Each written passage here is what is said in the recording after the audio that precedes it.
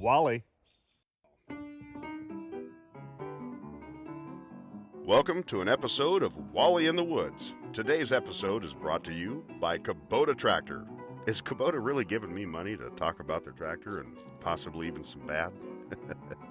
Well, not a chance. Actually, there's no perfect tractor. And if you hadn't noticed, it's certainly not a perfect world. And you know, there's not even a perfect guy to give you the perfect review. But I'm certainly going to give it my best stab, so join me, and I hope we all learn something as we review the all-new M62 TLB Kubota tractor loader backhoe. Oh, that was a bad one.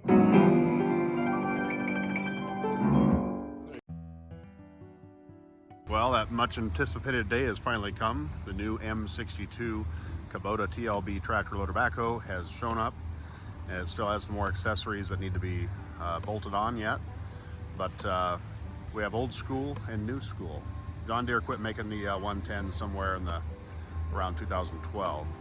I believe this one's an 11, and this was my older unit, and it's served its purpose and been a great unit.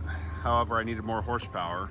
So this is a 43 horse, and like I said, the other is 63 horse.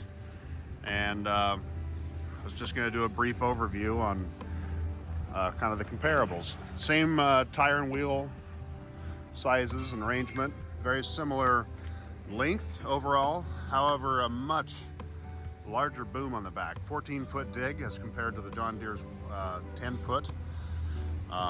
Some of the features I like about the Kubota, comfort-wise, you do have a tilt steering, and the seat rotates like a conventional backhoe. A little tight here in the platform, but a nice steel fender with a solid grab bar.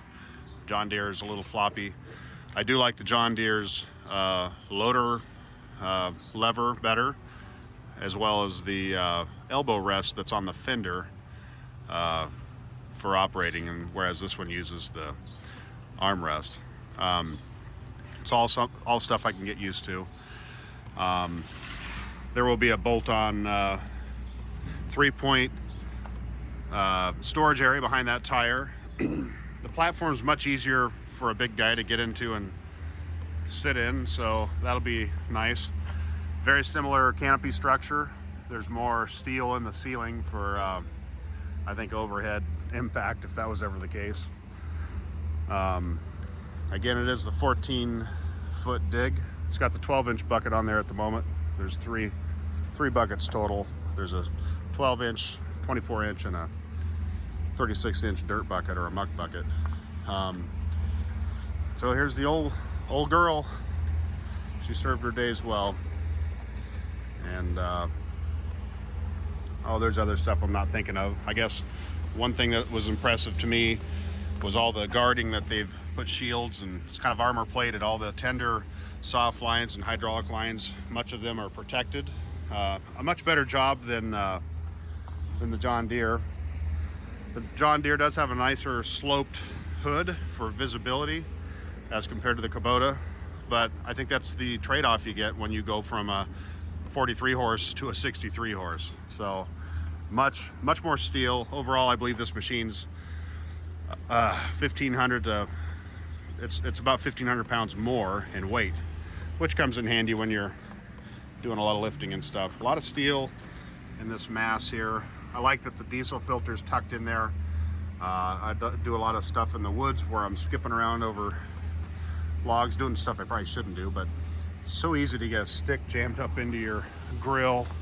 In fact, I might add a little more protection to the front brush guard, as I did over here, which was saved me a lot of money over the time, because I was replacing those plastic screens in front of the radiator.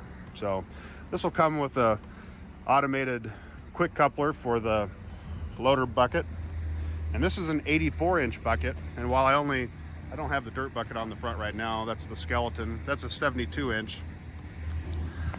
The other bucket's over there just sitting by itself, but that's a 72-inch. The floor on this bucket is deeper. And I do like the fact that there is even a cutting edge on the front corner on the sides, which will be handy when I'm working on a road grade or something. One other accessory that's going to go on this is a tilt plate. It allows the bucket to tip left and right. So when you're starting on a crooked grade, your tractor's not on grade, you can correct your loader and then drive into it and straighten out and start making a cut. So that's a brief overview of what I've noticed. This will have an automated thumb on it, whereas the old John Deere has a mechanical pinning. I got a lot of great use out of that, but of course this will be a lot more convenient having a conventional thumb, and also the buckets can be traded out from the tractor seat without having to drive a pin, and there's no compromise in the digging capacities due to the fact that some of the quick buckets, you lose some digging force due to the engineering of the arrangement of where the center of the pivot point is. So Kubota did a good job of apparently making no compromise with the quick attached buckets. So very similar lighting on the canopies, a couple extra signals up there. Again, very similar to the John Deere canopy system. And then just a view from the back. You can just see how much taller that 14-foot boom sticks up there. So a lot of fun will be had. Looking forward to it.